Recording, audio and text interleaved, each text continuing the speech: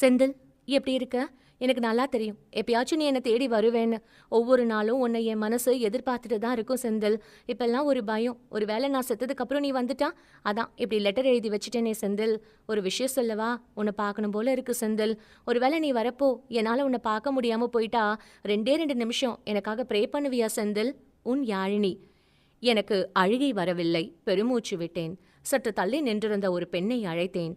யாழினிய எங்க அடக்கம் பண்ணியிருக்கீங்க? தமிழில் கேட்டேன். அந்த பெண்ணுக்கு புரிந்தது. என்னை ஓரிடத்திற்கு அழைத்து சென்றாள். அது ஒரு காட்டுப்பகுதி. இங்குதான் காட்டினாள். ஊதுபத்தி வாழைப்பழத்தில் சொருகி வைக்கப்பட்டு யாரோ பூஜை செய்திருந்தார்கள். என் யாழினியின் அருகில் அமர்ந்தேன்.